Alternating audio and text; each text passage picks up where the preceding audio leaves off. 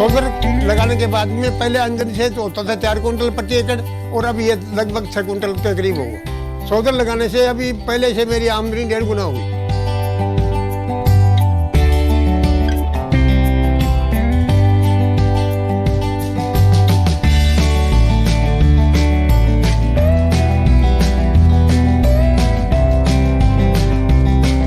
पानी का पंप था ना, वो पहले बिजली का था। परेशानी होती थी बहुत ज़्यादा, क्योंकि उसमें हर टाइम बिजली उपलब्ध नहीं होती थी। 7 दिन रात को आती थी, 7 दिन सुबह को आती थी, 7 दिन दोपहर को आती थी। तो उसमें क्या था कि रात को उठना पड़ता था हमको, कड़ाके की सर्दी में उठना पड़ता था।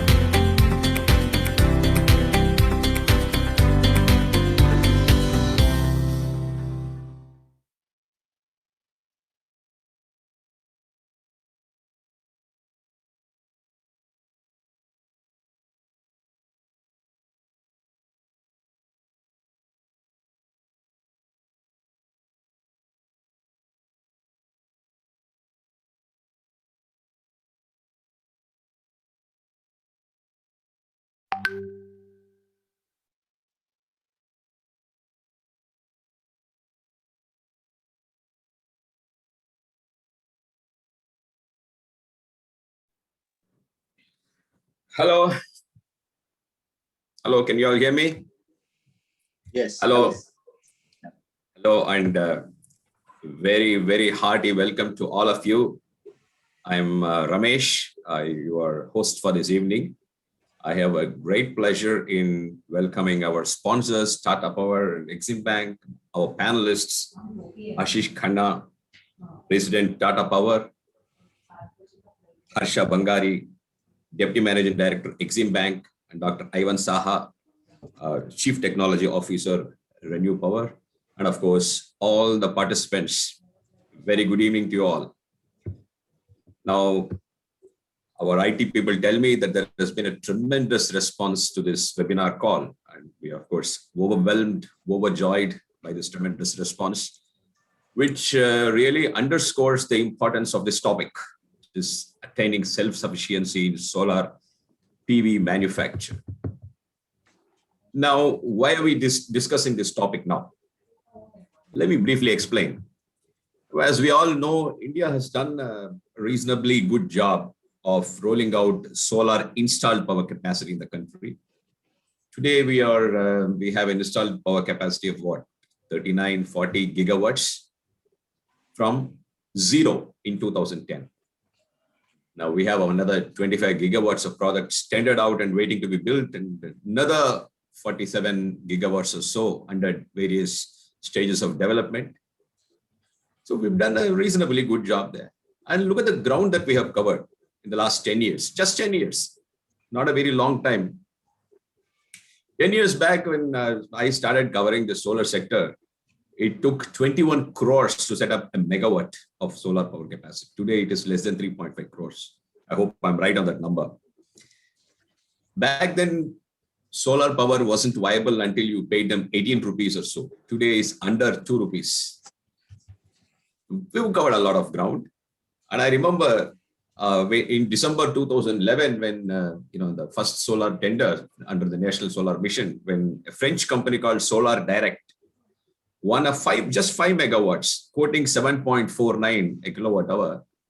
My God, you know how much they were criticized for their so-called irrational exuberance, including Mr. Khanna, I must say, one of your predecessors. They were roundly criticized. And even I reported that event, calling it a sub-8 surprise.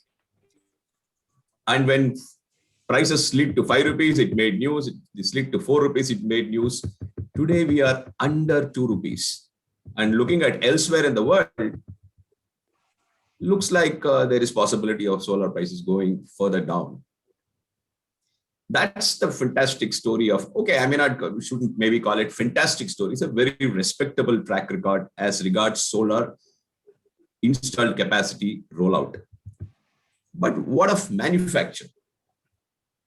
Again, I must recall my first visit to a solar power manufacturing plant was a company called Shan Solar right here. I live in Chennai, so nearby Sri City industrial estate. A poor man, the entrepreneur was an employee of Infosys in the US. He made a lot of money. He saved up all that and put up a solar plant. Didn't work.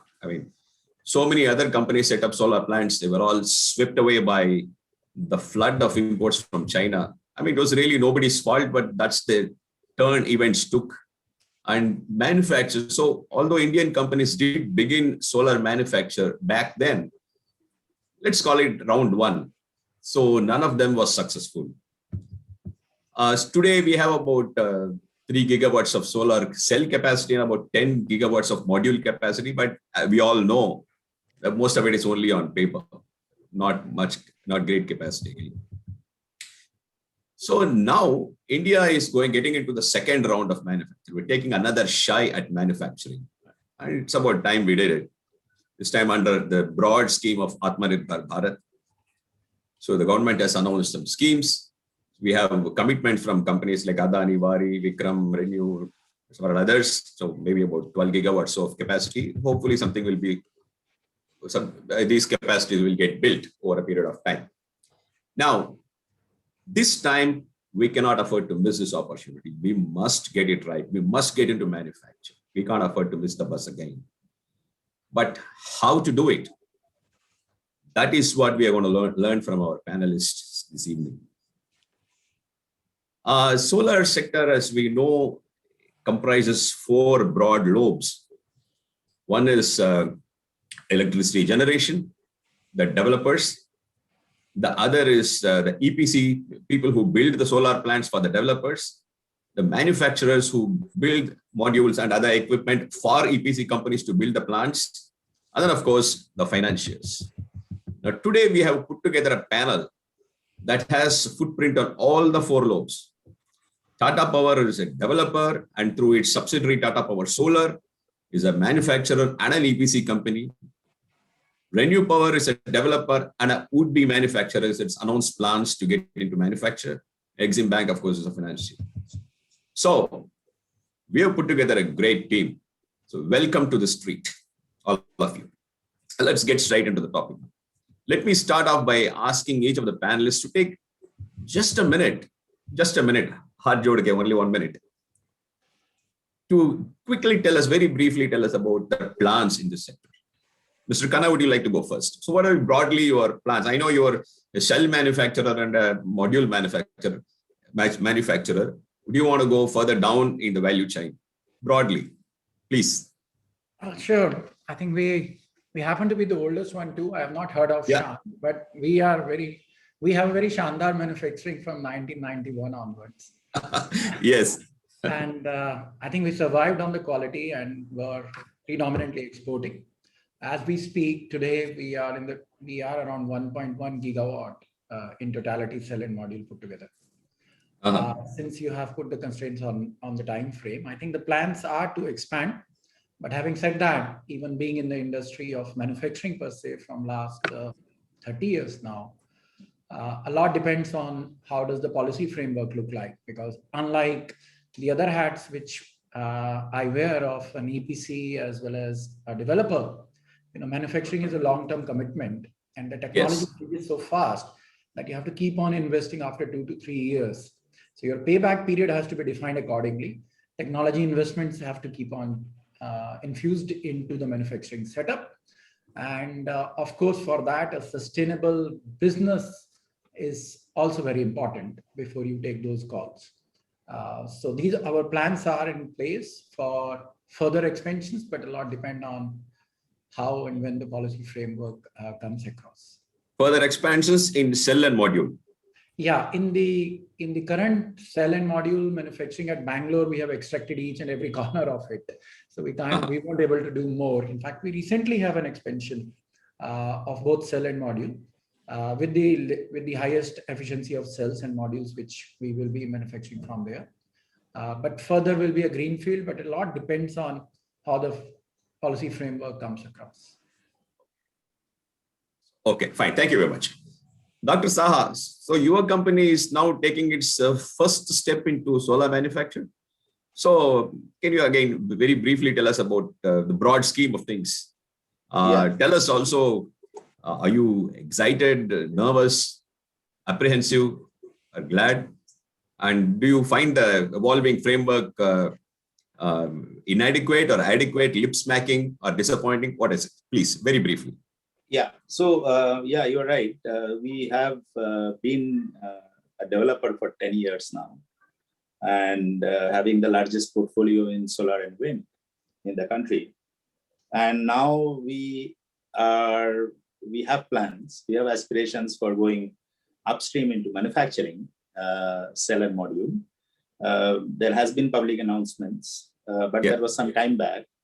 And right now, as Mr. Khanna rightly said, the policy environment is the sole determinant that how quickly we can bring that capacity on board, because there are a lot of policies that have been talked about by the government. They're in different stages of being implemented. And a lot will depend on the next coming weeks or months when the policies are laid down properly. And we are committed. However, we will definitely wait for the policies to make the plan successful. Great. Now, further down to this webinar, I will ask you to tell us what is it you want, what is it you would like to see in terms of policy, but we'll revisit that later. Ms. Bangari, so what kind of role does Exim Bank see for itself in solar PV manufacturing? I thought you financed India's exports of goods and services. But you seem to have some interest in this also. And again, by the way, sorry, although this point is not very germane to the topic that we're discussing, can you just quickly give us an update on the proposed World Solar Bank? I believe you're going to be an anchor investor in that. If there is an update, yes. Thanks, Mr. Ramesh. And what Exim Bank sees as its role, I think bank sees its role in diverse areas. As the earlier panelists discussed, most of the imports happen from China. So we have to reduce our dependency in terms of what we import, especially the silicon wafers and ingots, which are still being imported from China. Because from price competitiveness point of view, which again there is a reference to the policy interventions and try to see how we can make it competitive. Exim, as you are aware, looks at outward. So we are actually looking, as you rightly said, at export of goods and services. Now, when we say exports of goods and services, it also means in the solar sector. So we are, of course, we are a big player in the ISA, and we have also committed huge funds for solar projects, predominantly in African countries and other countries also. Now, typically the lines which we give, which is actually more than, I have some statistics with me if anybody is interested, but more than $1 billion commitment in which many of these projects have been completed also in solar sector or renewable sector. And again, as per Exim guidelines, at least 75% of our finance has to be exported from India. So that presents an enormous opportunity for the Indian companies if they have ambitions to export. So we are indirectly encouraging manufacturing in India so that could be used to export. The other part is on the commercial side, where we also do in a small way, we provide financing to the Indian companies when they want to set up units in India in this sector. So this is a pure commercial activity which bank does. Again, it's on the import side because typically the panels are imported even today. So for the import, we provide financing, but we are looking forward to ensuring more and more setups happening in India. And eventually, in addition to the domestic markets, the Indian companies also look at exports. Now, you mentioned about the specific mention you made to the World Solar Bank. So yes, the World Solar Bank would be the first multilateral development bank. It will be set up in India, and the aim is to infuse $50 billion in solar energy projects to the ISA member countries, which is over a period of 10 years. That is the envisage. So if this gets approved, then ISA will anchor the bank in the initial years. So International Solar Alliance will anchor the bank in the initial years and also negotiate a separate treaty, finalize the headquarters. I'm hoping it will be in India, and provide 30% profit annually that will flow to the ISA. So well, it has to be in India because ISA is headquartered in India. Yes. So we can't let it go elsewhere. Yeah. So we are hoping that the cost of solar installation has been declining worldwide, but it remains high for whatever reasons in the ISA economies. So we are seeing that this would change, over a period of time, and we would become more and more competitive in this sector. Fantastic. Thank you very much. Thank you for that. Okay, ladies and gentlemen, so let's take a deep dive into the subject. Now, the big question before all of us is, can India really be competitive against the Chinese in solar? Can we? I mean, I would like to think that we can. Of course, none of us here doubts the capabilities of you people. That's not in question. The capacity, the ability is not in question. But aren't there structural issues? See, beyond the control of companies. For example, do we have scale? No. Do we have integration? No. The Chinese control the polysilicon market. Do we have technological depth? Perhaps not. Not to the extent that we need. So given all these constraints, so it's very nice to have a large manufacturing setup here, but realistically, can it happen? Mr. Khanna, what would you like to say to this? And then I'll come to Ms. Dr. Saha. It's a valid point, Ramesh. I think it's a very valid point, and what you are illustrating out there is a fact of life too. But let's look at it from a different perspective. We are building around 10 to 14 gigawatt per annum of solar capacities every year, if not more, and it's going to enhance with time. So there is a market there.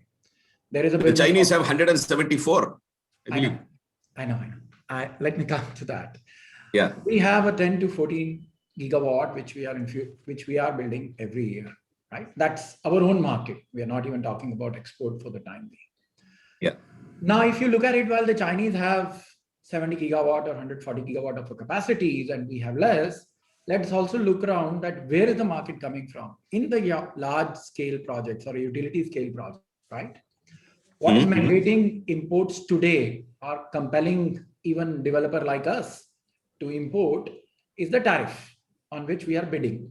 Yeah. Now, if you look at the tariff in China itself, leave aside anywhere else, I'm saying in their home country, the tariffs in China compared to the tariffs in India are very different. So you have a price for the same modules in China, a price for the same modules in US, price for the same modules for Japan, and you have a price for the same modules for India. And this price happens to be lower than our cost price as the things stand today. Let's be, now these are the fundamentals here. Yeah. Now let's look at what is the major difference. Now, if you look at the tariff part, today you are very proudly saying that we are at sub 2 tariff. But if suppose we are not at sub 2 tariff, okay, we are at even 25 paisa more, 50 paisa more at max, even if you say that, rather than sub 2, if you are at middle of between 250, 225, even at those tariffs are phenomenally nice tariffs compared to anywhere else. If I may interrupt you just to make one small point, you get much higher tariffs if you go to GTAM, if you go through the markets, you get 3.5. Exactly. You made it so nice for all the viewers. But if you have those tariffs which you come across, that even if there are 25-year fixed tariffs now, the difference of this 25, 30 paisa is what? If you reflect on a tariff terms on only the module cost, then we are talking around 4 to 6 cents more as a module cost, and you can achieve those tariffs, right? At any given time, that is the difference between the price of imported modules and the price of Indian modules. It's not more than that. Take my word on it. Okay. So what we need to do is we need to ring fence our own requirements. We have ring fencing in solar pumps. We have ring fence to a large extent in government mandated rooftops. If on a utility scale too, if we ring fence this difference between the price coming from outside to the price in India, you have a business opportunity within the country, right? Which there are any manufacturer who will be more than keen to take. The challenge today is this: if there is a differential in price and it is going to be uneven, how will we maintain that? You will have capacities which will build up because you need capacities. These are primarily commodities now. The only way you can lower or have a cost-effective price or a cost is by having more and more volumes out of it. So we will also build few gigawatts capacities here. There is that the knowledge is available here. We have manufacturing which has been producing, like a company like us has been making modules from last 30 years, and there are many here in this country which has been doing it for more than a decade too. So the technologies are available, the intelligence is available, the infrastructure is available. It is not beating the price of China. That's the only difference we are talking about here. So if you ring fence it for some time, you will have these opportunities which are coming on our own. That's the only thing which we need out here. So basically the point is that, Aatma Nirbhar Bharata in this sector is not some fancy outlandish idea which cannot work. It's not like that. Absolutely. I think we have everything here. Actually, you made me put me at peace. This has been bothering for quite some time. Dr. Saha, how would you like to react to this point? Can we stand up to the Chinese? Exactly. So I think I agree to whatever Mr. Khanna said just now, and that's the initial hand-holding that is required right now. But in order to understand why Indian manufacturers or how matured the Chinese manufacturing is, really speaking, you have to go a little way back in time, maybe a decade back or 15 years back. The first Chinese commercial cell and module manufacturing, actually, private investments in China in cell and modules started in early 2000, 2003-4. Okay, and China didn't have there was no downstream sector at all, and there were only few. The first Suntech factory was a 100 megawatt factory back in 2002 or 2003. Okay. And that's how China started. And then what happened was suddenly these private companies went into US stock market. They were funded, they were listed in NASDAQ. They came back with a lot of American money, put it back into their into the scale ramp up in manufacturing. And that's when the Chinese government realized that they are sitting on a potential gold mine. And they were wise enough to start from silicon, right? Yeah. So silicon thing did not start at that point of time also. So initially, I mean, at that time, there was a big crunch of polysilicon in the market. Okay. Polysilicon was selling at about $500 a kg back in 2005. 20 now. Yes. So at that point, so China started first building the upstream sector. And then only when they had actually beaten everybody black and blue by 2010, 2011, everybody was out. Like American manufacturers, European manufacturers, they are all dead when China brought in the scale. Along with polysilicon capacity, they brought in wafer capacity, cell capacity. The Chinese government threw their weight behind it. They made an entire, that, what did they call it? The Golden Sun program and all that, which actually took the game away from the rest of the world, all the other manufacturers. And when the Europeans or the Americans realized that, they started putting trade barriers. The first was Europeans in 2012. They started putting trade barriers on Chinese imports. And then the Americans also followed. What happened after that, the Chinese government realized that they have to build up their own downstream sector at that point of time to support that big capacity that has already been created. China was about 30-40 gigawatt of manufacturing capacity, upstream capacity. So, and these people were losing the business because there was no market for them all over the world. So in India, unfortunately, so the downstream happened earlier than upstream in China. In India, it is happening in the reverse order.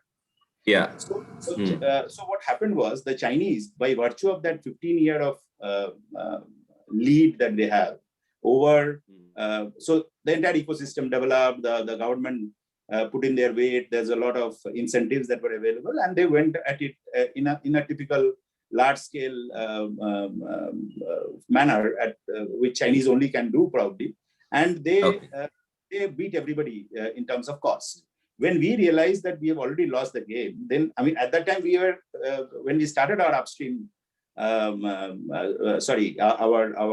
downstream, our developing plant or solar power plant business in 2010, 2011 with NSM. At that time, we were then heavily dependent on buying Chinese, and that has been the trend here. Even though Tata Power has been existing, maybe there are a few other companies which has been existing for the last 20, 30 years, but really scale did not come at that point of time. So people were only talking about cheap electricity. But what now? Can we now stand up to them? So that's what I'm saying. So now that we have already a good 1.5 decade of technological, catch up to do, scale catch up to do, ecosystem catch up to do. So it's not easy. I'm not saying it is not possible, but it is not easy. But for that, what is required? The existing crop of manufacturers and the new ones that are going to come in, they need that 2-3 years of handholding or support in order to make it make our manufacturing come of age. Point taken. And the gap that we have right now that we are seeing, obviously we cannot make it zero between the cost of Chinese manufacturing and Indian manufacturing because of various other reasons. I mean, it's not only about having even if you have the ecosystem, even if you have you cannot probably nullify the gap, but we can actually bring it very, very close. Yeah, I actually, you give me a cue. I was just going to come to that point only by way of another question. Then we'll go in the reverse order, and then Harshaji, I will come back to you in a moment for a question on finance. Now, Dr. Sai, the question, taking off from your last point, you said you needed hand-holding. Fine. Now, what is it you want? PLI, BCD, PLI plus BCD, for how long, for what length of time? And importantly, if the government gives you what you want, what is the deliverable that you promise? I mean, what do you promise to deliver in return? Yeah. So Mr. Ramesh, I think what is required at the moment is all the policy support that we can get, all the governmental policy support that we can get, whether it is BCD. Can you be more specific? What is it you want? Yeah. So there is a talk of PLI now. PLI. In the present construct, there are certain gaps which probably the ministry is trying to bridge. It can support maybe a maximum of about 9 gigawatt of manufacturing, not more than that in the present construct. And then there is, to get the maximum benefit, you need to have a 3 gigawatt of integrated wafer cell and module to get up to about 75% of the maximum value that you can get in PLI.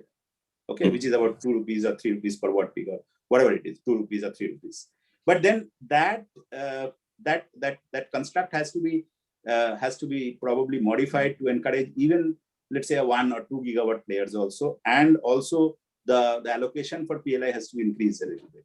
9 gigawatt is too small, because 9 gigawatt, if you have one big integrated manufacturer bringing in 3 gigawatt, he'll take 30-40% of that total PLI allocation that you have from the government. But then you will the others will lose out. So probably that's one thing. The BCD is definitely, and BCD not only from China but also from the ASEAN countries, because ASEAN countries have become a big manufacturing hub now for the Chinese. So BCD, Malaysia too. Malaysia, Thailand, Vietnam, these places. So BCD from Asian and ASEAN countries, China and ASEAN countries is important. Now, what level of BCD do you want, and for how long? See, it's all, whatever has been proposed now, I think it's around 25% for cell and 40% of module, Ashish, if that is the right number. So then I think that is doable. And initially, at least for the next, at least three years, this should be there, 3 to 4 years. Okay. So if this is given, sir, if this is given, PLI is given, and BCD, let's say, of 25 and 40%, as you said, if that is given, so for, let's say, 5 years, will you be competitive against the Chinese at the end of 5 years? That is the presumption, because see, right now, if you see the, there are many other things that needs to be there also, but that is the biggest advantage that India has is the market, is that 14-15 gigawatt market.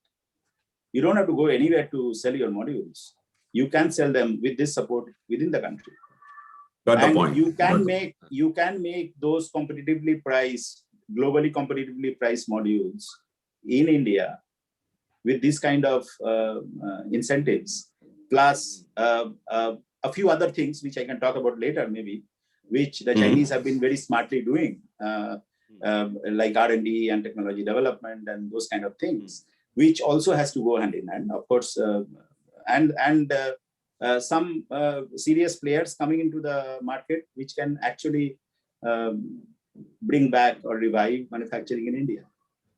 Okay, Mr. Khanna, so quickly, what is that you need to, in terms of policy support, for you to get into down the value chain manufacturing activities, maybe starting right from silicon? I think let's understand this fact again, that if there is one thing which can able to help all of us, then that's not the answer. And since we are entering late or trying to accelerate in the midway, the first and important objective is to have solar utility and other projects. The way we are progressing in renewable should continue. We should not be doing something which destabilize everything in the process, right? We have seen that if you bring on duties upfront, then the way the duties are being reimbursed to the developer in the current context are not the best way possible. That's been the experience with the developers too. So that's where I'm saying that I don't think so there is one answer to this question that tomorrow, if I have one wish, I will able to succeed. I think yes, the duty structure is important to ring fence the Indian manufacturing. Duty structure should be the way the anti-dump safeguard duty or anti-dumping duty or BCD comes. There is a logic behind it on what is the percentage and how it comes. It primarily takes care of the difference which is there between what is expected to be and what is actually coming in. I think BCD is important, as it's a basic custom duty. The important factor again is to have a policy which is sustainable and solid, to say that this is the period for it, so that everyone knows that this is a period available for us, and then it is an open competitive market. The good part of being a late entrant or is in this industry is technology is evolving all the time. So whenever you enter, you can be competitive. You don't have to worry about the last 1 or 2 decades that I have not entered out there. So you can have the latest technology coming in. You need scale. And then there are technologies available which doesn't require the whole food chain. And there are technologies available where you need silica. Where you mean we have a late mover advantage? I won't say a late mover advantage, but I will say there is no late mover disadvantage per se. Okay. Let's put it in that manner. Secondly, there are also technologies of the future, where you don't need the whole food chain of manufacturing as it has been manufacturing today. I might be sounding a bit technical right now, that we have certain products like we have multi and now we have mono, which works in a different manner, and you need infrastructure for it, from polysilicon, and then you make it to ingots, then you cut it out, you make it to cells, and then you convert it to module. Module is more or less a mechanical process. In India currently, other than cell, we have not been making polysilicons ingots, or are not even making wafering out of it. Once we have this sort of capacity coming in, then we can't be dependent on someone else to provide us the wafers or the polysilicon, because again our price will not be in our hand, our cost will not be in our hand. So by default, we need to have these incentives in place which encourage individuals to have the upstream as well as downstream complete infrastructure with them at a scale level which is optimum. That scales is also changing right now. So I think, and then for all these factors to be on a long-term competitive basis, it is not only the capex requirement or a duty infrastructure which will help. Let's understand that today when you see, if I can be granular on it, you have very kind to cut off the pieces which are there in a typical costing. Let me cut out further on it. When you are making a module, there are lots of mechanical items. But then there is silicon and there is an employment cost. It is a process industry when you are making most of these items, other than assembling a module. You need power as a major cost of items, which is there. You need other items like glass, EVA. You need infrastructure for those items too, and you need those items to be available at a cost-effective price. Everything is not made by one factory. So we need to have investment and policy framework to incentivize all of them for the next few years, and all of them will come to a level where then we would be competitive with anyone else. That's where it is required. But we need to incentivize all the elements, each and every element of, if we are particular to cell and modules, then to each and every element to it, not only at a final product. All right. So let me assure you, from our side in the press, we will do every bit of whatever we can in order to support you, because we also would like to see robust manufacturing in India. Anyway, thank you very much, Mr. Khanna. So quickly moving on to Harshaji. You see, all this requires a lot of money, and nobody needs to be told about it. But the sense I get from the market is that while raising equity is not that big a problem, raising debt is a problem, especially when you come to something as new as solar manufacture. As a financier, what is it you're looking for? What would satisfy you in order to make you loosen your purse strings? What would you look for, please? Yeah. So see, for any business to be totally self-sustainable, we should be able to manufacture at a competitive cost, manage to sell and then earn income. Now, unfortunately or fortunately, renewable sector, there have been many instances of, the discoms defaulting and also the risk perception is high there. So automatically the cost of funds goes up. The other thing is that even if you finance, the cost of setting up a project, as earlier my other fellow panelists mentioned, the cost of setting up is high, and the returns, or subsequently when you set up these plants and then you supply power, the return or with the declining cost, it becomes very difficult for it to remain a sustainable model. So that is, I would say, as a financier, we look at as as a major risk. We are actually, there was a mention about PLI and maybe the adequacy of the PLI, but I feel that is one of the very positive development which has happened, in the last budget when the PLI was announced. Of course, we are looking at maybe an investment of around 14,000 crore in this for a manufacturing sector. And I'm hoping that there would be FDI which would come in, so we are actually looking forward to some FDI coming in. And of course, we have good technology, but I'm also looking forward to an updated technology, even to the extent of these manufacturers in China and Korea, maybe looking at setting up shop in India. And that is how we are hoping to reach. See, for Exim Bank, it is more of an import substitution. So we are looking more at the silicon wafers and ingots, which are still not really being manufactured in India and is largely imported, primarily on account of the pricing. I agree that we need to extend the safeguard duty. So safeguard duty on solar cells and modules, I think, will have to be required from the government. On the manufacture of these wafers and ingots, maybe I'm not too sure, but a viability gap funding, because ultimately when you look at any financing, you look at the cost of the project and the returns from that project. So if that does not match, then there could be a problem. So in terms of setting up of the project or the cost of the project, if there could be some assistance coming from the government, either by way of viability gap funding or maybe on the revenue side in terms of protecting the revenue. Capital subsidy. Yes, so that is something which could sort of bring an assurance or conviction in the whole financing pattern. That would give you a sense of comfort. Yeah. Okay. Yeah, that's useful. Thank you. Now, since we are talking about manufacture, let me come to technology. Now, I don't have to tell you, people or even the participants here, that PV is a very fast changing technology. But I'm sure you'd agree with me that as a country, across sectors, corporate India has made a poor job of accessing technology from abroad. Well, let me quickly take half a minute to tell you a story. Now, many years back, I met Dr. Charlie Gay, CEO of Applied Materials. Now, in this conversation, he told me about a US company called Crystal Solar, which had cut off one of the segments, the chain of manufacture of from polysilicon to modules. There's several steps.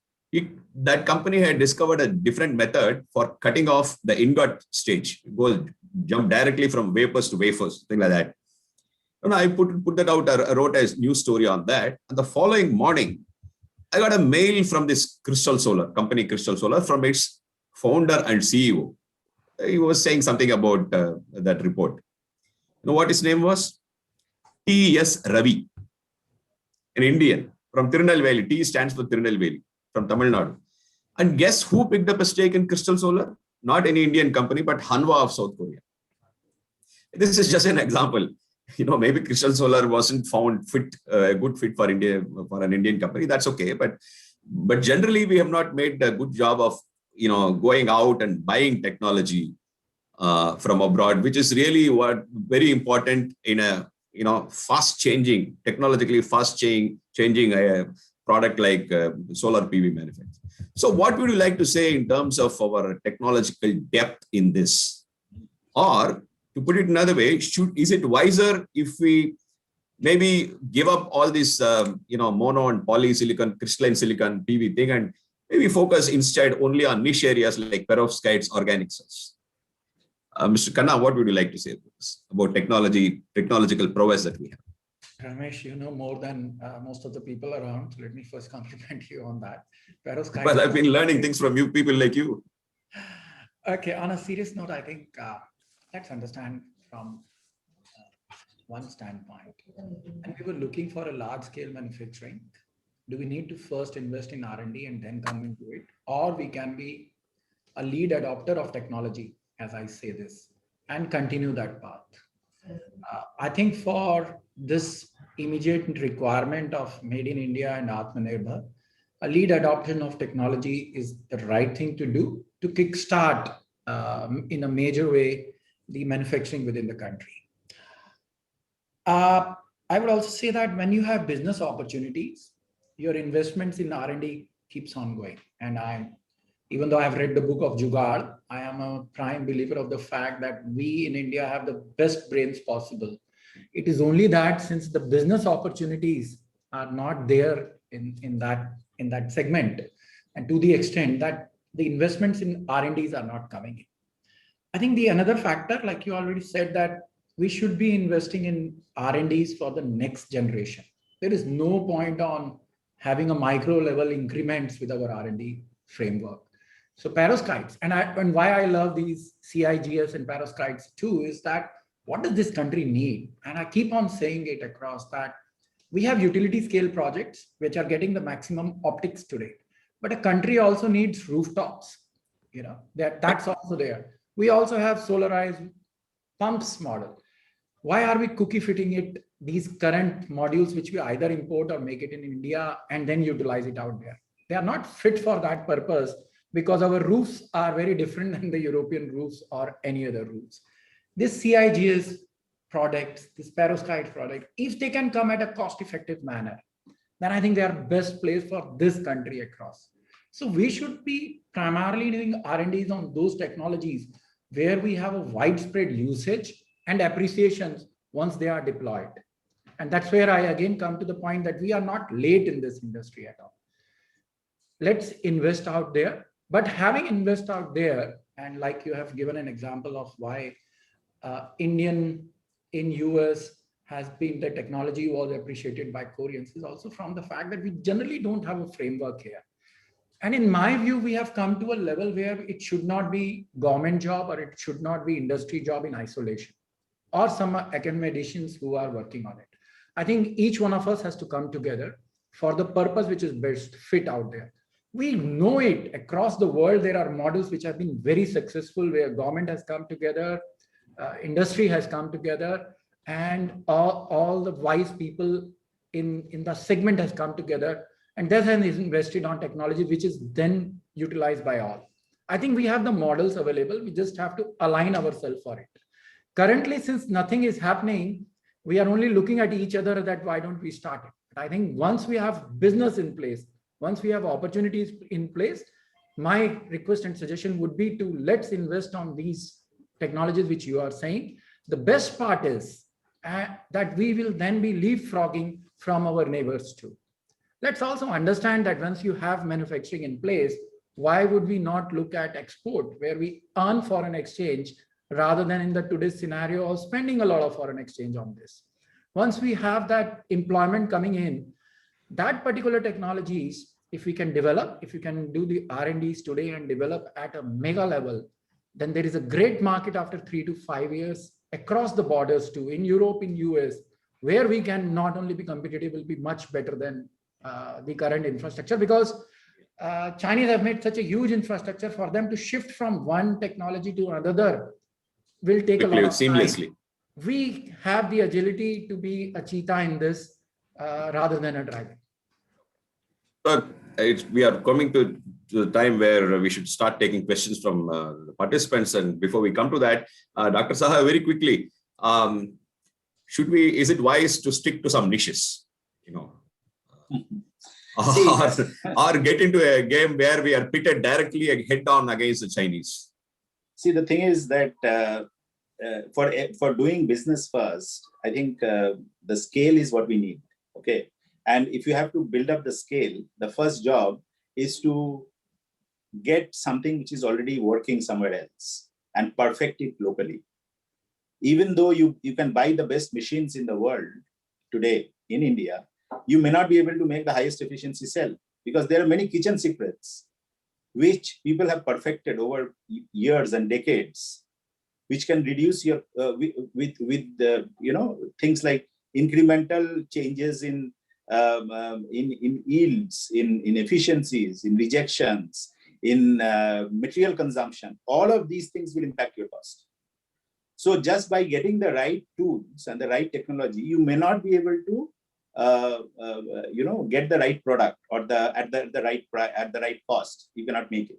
So for that, you need to have a scale and a learning curve experience. And any new technology and I say that all these things, I mean, will require innovations and technological advancements on the shop floor more than anything else in order to be competitive and self-sufficient in manufacturing. Without that, nothing is going to happen. But that is one part. But we are catching, let's say, the technologies which have been discovered maybe 30, 40 years back. Monopod, for example, was discovered in 1983 in UNSW lab, in Professor Martin Green's lab. And today, 90% of the world crystalline silicon production is monopod. That is in 2001. So we have spent 35, 38 years to perfect the technology and bring it. So there is a technological maturity curve. And we cannot, things which have already matured, we can only implement and improve. But there are, there are lots of stuff that are happening out there on which we can invest today. But for that, you need a stable business model first. You need to earn money before you can invest in R&D, right? You cannot just like that throw money at R&D and not develop a product, which is maybe take 20 years to come into commercial production. So that's the whole concept. I think what we need to do is imbibe what is available, improve it, perfect it, and adopt it, and be masters in it. And then before we take the next step. We actually need a separate webinar only on technology. There is so much to discuss, so much to learn, so much to disseminate, so much to learn personally for me. Madam, from a banker's perspective, where does technology come in? How would you analyze? There are so many things happening. It's a challenge even for technologists. It's a banker. Especially in these two gentlemen come up with different technologies. Whom would you give money to? No, especially in this sector where, the technology is upgrading at a faster speed than, you signing your power purchase agreements and then accruing revenue over a period of 10 to 12 years. So I think here, this is a very, very big risk factor as well as an advantage. I would say that, because the technology is upgrading very, very fast. So how to keep pace? So as I was earlier mentioning, one of the ways could be to sort of collaborate with these guys who are up to date on their R&D and technology and innovations, so that we also benefit, or we also reap the benefit.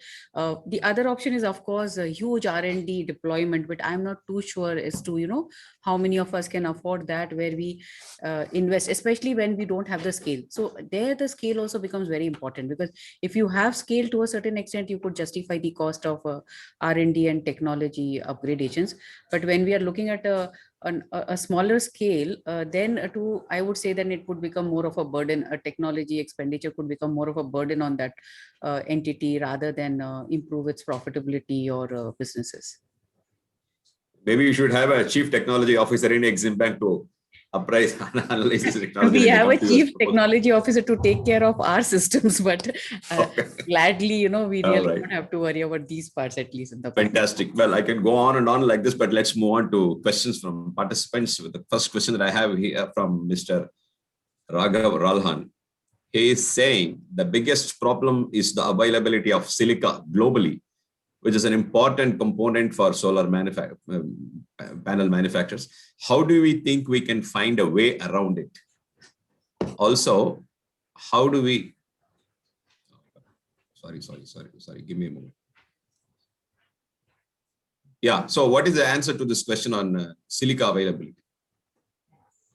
I think there is, if I can, I think there is enough silica available, and the new technology doesn't need the silica which we... Oh, sorry, let me complete the question because I missed it here.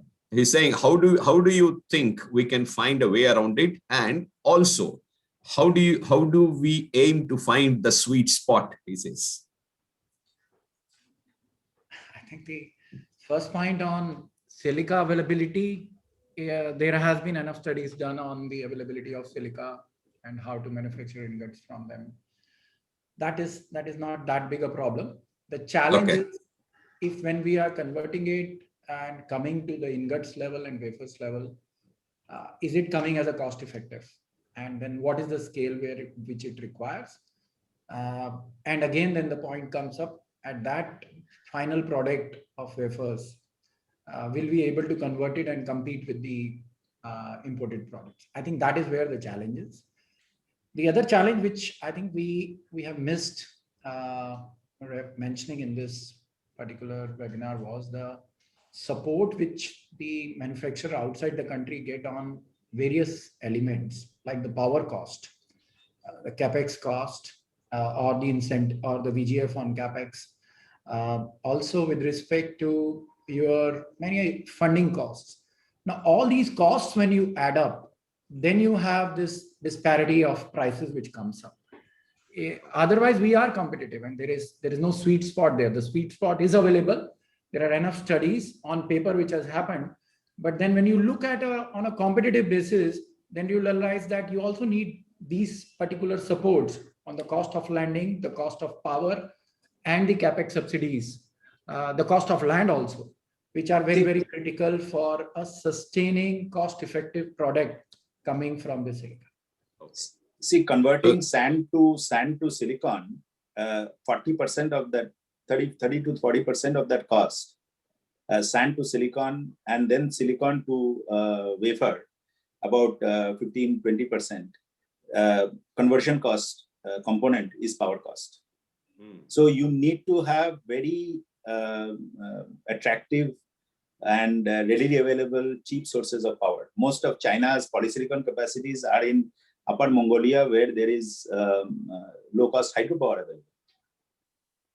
Well, true or not, today we have in our head that power cost is no issue today. Power is available and it's available pretty cheap. Well, I don't know from the industry perspective if that is true or not, but this is a general perception. Well, anyway, so Vasan Annamalai wants to know what ingredients does India require to be Aatma Nirbhar in solar PV manufacturing, and what would be its ramifications?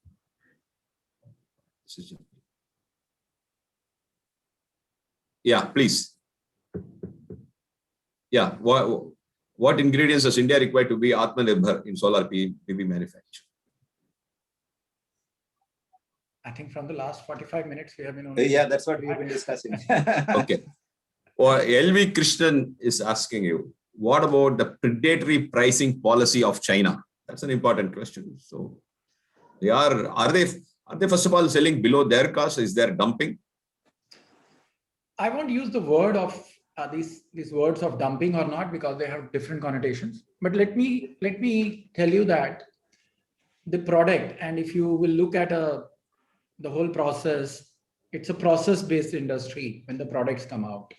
So it is very difficult for you to discriminate that these 5 modules will go to India with of this quality and this specs where the 5 will go. By and large, you have the similar products coming.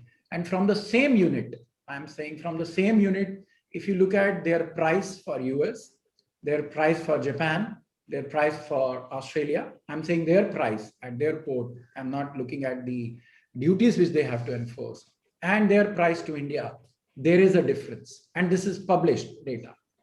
So yes, there is a price differential, if I can use that word, between what it comes. It is a factor not only that it is universal at various times, depending on the capacities, the time, and the quantities which a buyer is buying. So this differential changes. But yes, there is always a price differential between product coming from the same plant to different countries. So the questioner is asking you if there is predatory pricing. Is there or is there not? See, I want to play it safe. Mr. Ramesh, price in solar is a function of demand and supply. It is never a function of what is the cost. At least that's my experience in the last 25 years in solar. So and Chinese always play by that. I mean, they are prepared to lose money on a few bad months, but they will make double the profit in the remaining months. So it's always a demand and supply. And as we have seen, they don't mind bankruptcies. We've seen several companies go belly up. Suntech. Absolutely, exactly. So I mean, bankruptcy is taking it to the level of. I mean, I'm not talking about that, but I'm talking about in general. That's how businesses are run in China. That there are demand and supply, and there are big players, like there are big companies like in cell, in wafer, who actually publish prices at the beginning of the month or end of the current month for the next month, and the whole industry follows. They have to adjust their pricing accordingly. Let me interject with a question of my own. Is thin films completely gone out of the market? It's gone? I would not say that. I think in the current context, there are there are companies who are working on thin films. They are not coming to India because there is, as per my understanding, we don't make it. I haven't heard of I haven't heard of First Solar in a very long time. Yes, my understanding is it is not right to comment on someone else on this. No, not the individual company. Sorry, not the individual company, but from the industry knowledge, I think they are doing well, and their products which they are manufacturing in Malaysia, Vietnam, and in US are predominantly being exported to US at a very handsome price. Let's ignore companies' names and let me stick to the first question. Is there still a play for thin films? I personally think so, as a person who closely follow the technology. But then you have to come to the financials to look at it, how well it will work on it or not. What do you think, Dr. Saha? My guess is that, see, I'm part of several international bodies where we predict technology trends. So we don't see thin film coming into mainstream and replacing silicon per se. Because just the scale of silicon that is available today, crystalline silicon technology scale, is about 170, 180 gigawatt of capacity, manufacturing capacity is available. While the demand is about 100, maybe 100 plus 120 gigawatt per year. So there is enough scale in silicon, crystalline silicon, to actually take care of the entire global demand. But yes, there are niche players like First Solar and a few others who have a good product actually. In fact, they have they've done a lot of work in developing those products. But I think mainstream is definitely going to be silicon over the next 10 years. Crystalline silicon, bulk crystalline silicon, not thin film. Earlier, Mr. Khanna, you mentioned SIGs, that's thin film too, anyway. Yes, CIGs. There is a role for it. Well, anyway, so Mr. Parimal wants to ask this question. Why does government consider solar PV means solar panels? There needs to be a comprehensive policy, including, why are we talking only of modules and cells and modules? What about other products? What about, he's asking, what about solar inverters, solar charge controllers, and so on and so forth? We have Borosil, a big glass manufacturer, a listed company. Would like to know what they're doing. So why are we talking only about, why are we so fixated on cells and modules? I agree. I completely agree that if we have to look for a holistic solution, then the inverters and the components, like I also said earlier during the program, that even the glass we have to talk about, the E-wave we should be talking about, we should be also talking about the frames. And there is a lot of vendor development and infrastructure required at that too. If you ask me, we should be also talking about logistics. It's a big cost. It's a huge cost as well as the logistics are concerned. So I think when we look at it holistically, since panel takes most of the optics, we discussed that, but this inverters or even the components of the panels are very critical, and all the other cost components which we have spoken about it. And there is an industry now which is also going to take care of the operations and maintenance. Tomorrow we are talking about robots, which are cleaning most of the panels too. And trackers, importantly, trackers too. Well, that's a good big madam. That's a huge opportunity for exports. Trackers from India. Do you think so, Dr. Saha? Trackers big product. Yeah, true. Again, it's the same all across the sector, that it's cost competitiveness and scale. Today, there are many companies who are making trackers in India, but as the Scorpius. as the module prices go down and land comes at a premium, the business case for trackers are not very good because of that. Because the module prices are coming down, efficiencies are going up, and land is becoming premium. Now, it just struck me. I agree with you. I see your point, but it just struck me that it could be a good product for exports. In fact, a company that I know, we just mentioned, the Scorpius of Pune, they are exporting a lot, maybe through your help. There are many others also. So, but so Indian trackers definitely, I mean, single-axis trackers, two-axis trackers, they can have a technological edge, especially when you have, let's say, bifacial modules on them. So the question is very relevant. I mean, when we talk about solar, we talk only about modules and cells. So there are other things too. Anyway. That's because the cost component of a project, the module takes about 60%. So everybody's focused on, so when you try to control. We shouldn't only be hitting 4 and 6. We should also be taking singles and twos. True. That's the point. Well, anyway, here is a question for Harshaji from Mr. Murthy. He is saying, given the fact that enormous market is within India itself, will Exim Bank find constraints in financing India-bound generation as against your mandate of financing only those units which do more than 75% of exports?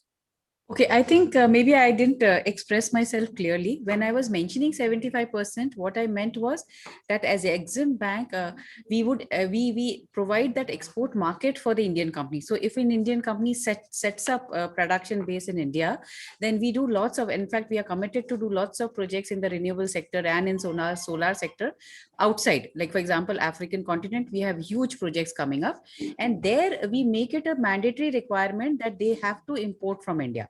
So what I'm trying, when I mentioned 75%, I mentioned that there's a ready market available for the Indian producers for export, given that there's so many projects happening outside India, which is being supported by Exim Bank. Coming to the inbound thing, I would say that again, we are discussing that, and we know that there's a negative trade, we have a negative trade balance or a trade deficit we run on these products. So if there is a setup happening in India, it would also serve as an import substitution for the country. And as we are all aware that foreign currency is precious to us. So there again, it would be of interest to Exim Bank. If there is a setup or a capex planned in India, which would reduce import or which is looking at reducing import from other countries, including China, that itself could become an important objective or an important mandate for the bank to provide financing. So I'm sorry, my answer was very different. When I said more than 75%, I meant was that when we do execute projects outside India, we insist that at least 75% of the material should be imported from India. So this. By the way, to which countries are Indian exports going the most? I know some African countries, but Middle East too? Middle East, we are not seeing too much, but African countries, yes. Again, we are not seeing too much because we are a financier. So we would know where finance is needed. So maybe Middle East is already financed by the state and they don't really need financing. And Africa comes to mind because African governments typically also require financing. So we are very fairly familiar with what type of projects we are doing in Africa in that sector. And then to that extent, there are imports happening from India. Do you have a separate line of credit for solar for Africa? We have, in fact, many lines. Of course, we have huge commitments, but if I just give you some statistics, till date, we have around 33 solar projects we have implemented or we have committed with a value of more than $1 billion. So to be precise, $1.1 billion, which is around 8,000 crore, of which, in fact, 10 projects have already been completed. Of value around $70 million.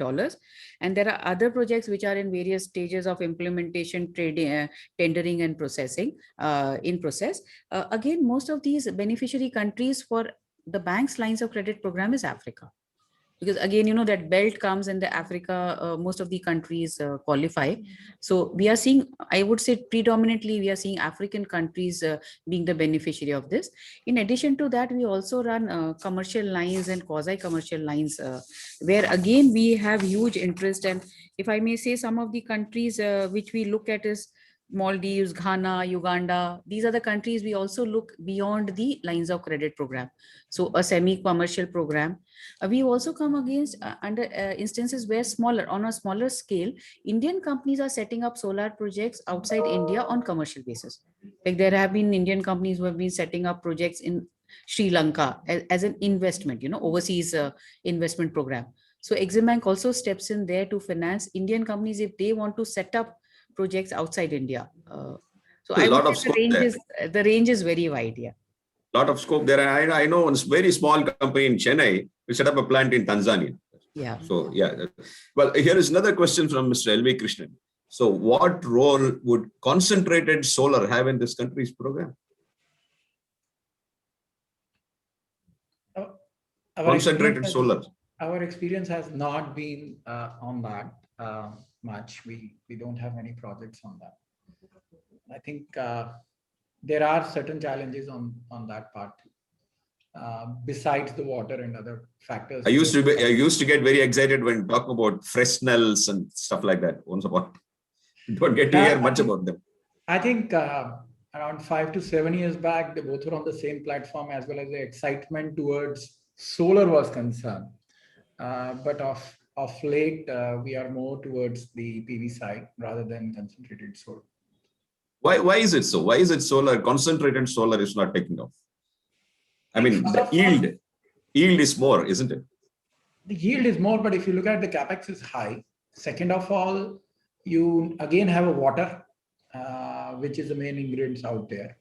And you have a lot of other components which are very similar to a fossil fuel plant, which also plays a very important role. So, unlike a PV plant where you can just build a plant and for 25 years you are guaranteeing the output, there are challenges there on the concentrated solar too. Plus, if you look at worldwide too, the way again, like I said, the business opportunities and the competitiveness in the manner in which the technology has upgraded itself for the cost effectiveness in PV solar, that has not happened in the concentrated solar. So now there is a big disparity as well as the per unit cost is concerned. Now we are talking, yeah, please, Mr. Sir. One of the reasons why concentrated solar has not taken off that way, because I think it's because of the scale at which you need to do this. Anything less than 70, 80 megawatt is not cost effective. More than 100 megawatt, 200 megawatt is what is cost effective. Who is stopping you from putting up a large plant? No, so this is one. So cost effectiveness and scale. So biggest advantage of solar is it is modular. You can have a 1 kilowatt system on your roof, or you can have a 1 megawatt system on the field. So that's the biggest advantage. And second, of course, there are a lot of engineering challenges around building a concentrated solar plant. It's not very easily, it requires a lot of skill. And it's like, and there are long gestation periods, 1.5 to 2 years that you need to build a plant like that. After you start, real engineering, and that too, the technology is mature, but it has not been proven other than places like Spain, Portugal, southern parts of Europe. It has not really taken off at other places. US maybe, a few Mexico and Central American states. Otherwise, it has not yet taken off that way. So cost and scale, both are important. Okay, thanks. Falguni Datta wants to know, I mean, this is from the figure that probably I mentioned.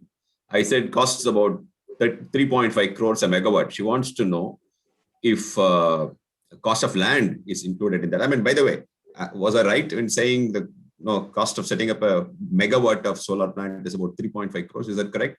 If it is, does it include the cost of land? I don't think so. It's that precise, but it all depends on, and the land also comes from the solar park developer nowadays. So I would say it is subjective. And again, what you are assuming in the part of an Excel sheet to where the cost comes. But if we are building a plant today, or you would have recently constructed a plant, I'm not very sure whether this will be the cost which will come across. What could it be? 20% plus minimum on that part. You also have to take at what cost you are raising the debt. It's not only the capex or the cost of goods and services we have. So many variables. There are many variables in that process. Well, I'm overwhelmed by the number of questions here. You can take one or two more. There's Mr. Uday Kumar Mahul is asking, why hybrid power, solar plus wind, solar wind hybrid, vertical micro turbine systems do not find place in India where batteries can be avoided? A very highly technical question. Well, solar hybrid is the way forward. People are, there have been efforts in that direction, combining not only, if you have to replace battery completely, it's difficult. So if you need to have round the clock power or something like that, it's difficult to do with solar and wind alone. You need to have a backup as well. But yeah, so I think our government is also looking at hybrid projects in a big way now, and that is the way forward. Micro turbines are there. It's again a very small niche area, micro wind turbines, which probably has not seen the light of the day because it has really not been popularized by any single OEM or manufacturer or developer. Because it's like building a distributed solar versus a utility scale solar. So micro turbine. Anyway, so that question was more from the developing side rather than manufacturers. So slightly out of place, but still is okay. Maybe we will take one last question from Mr. Sakam Arora. It is a question about organic solar cells.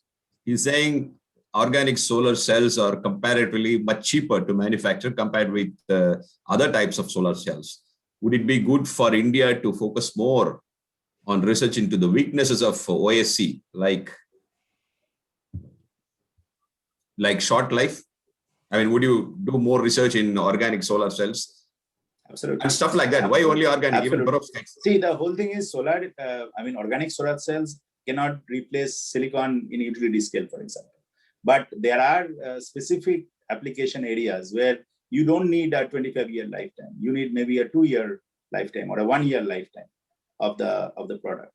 And those applications, handheld solar devices or something, where organic solar cells can really be cost effective and scalable.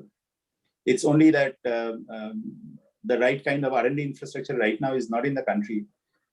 Whatever is being done is not from a product perspective. It's mainly on technology development perspective. So if we have a product which can be translated across many,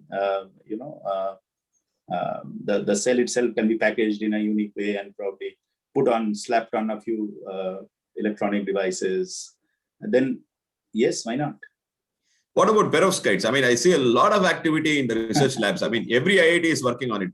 My guess is it's anywhere from 5 to 8 years away from commercial deployment in the scale that would make sense for India to get into it. Which means that it doesn't mean that we should not get into it right now, but we should get into it with. So perovskite is one thing, but then the next generation of PV will not only be perovskite, it will be silicon. On top of that, there will be a perovskite to make a tandem junction solar cells. And a tandem junction solar cell can actually breach. It can capture more part of the solar spectrum, and it can breach the Shapley-Quasar limit of 28%. And you can reach efficiencies higher than 30%. And that is really the future of solar. But yes, perovskite is an interim step.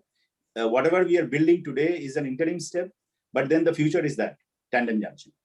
Which will take about 5 to 7 years. I would say. Got it. In fact, this what. While on the subject of technology, is the industry going bifacials fully? Yeah. I mean, I think that's becoming a fast emerging trend, I would say. Even on utility scale? Yes. Only rooftop? Only on utility scale. It's making sense, but right?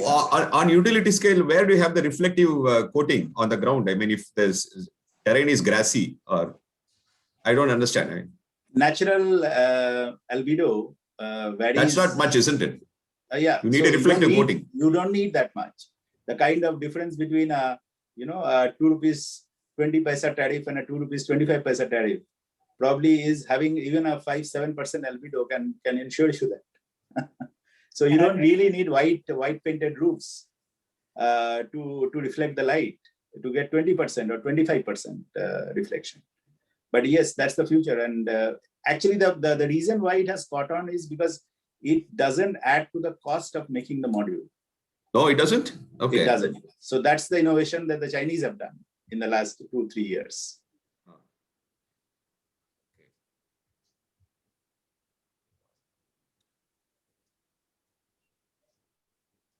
All right. I think we are hitting the exhaust. I mean, I overshot my time, the time that was given to me. I mean, there are so many more questions. I'm really overwhelmed. Yeah, and thankful to the participants for this. 85 questions still unanswered. 85 questions. I probably asked about 8 or 10. So I know. I mean, I have participated in webinars, and I have been disappointed with my questions not being taken up. So my apologies to all those participants whose questions couldn't be taken up. Now we will certainly get them answered. We'll write to you and do that. So once again, it's been a very fascinating discussion. I could go on and on and on like this for hours. Maybe we'll have another session of this. So it's my pleasure and duty to thank everyone. Thank you. Sponsors, Tata Power, Exim Bank, panelists. Like I said in the beginning, we have a brilliant panel here from bringing in different perspectives, and participants who are really interested, very knowledgeable, quite obviously coming from the questions, very knowledgeable set of participants. So, thank you very much. I hope you can meet offline and discuss more about these things. Thank you. Thank you. Bye-bye. Thank you so much. Thank you. Pleasure. Always a pleasure. Thank you. Thank you. A pleasure. Jai Hind.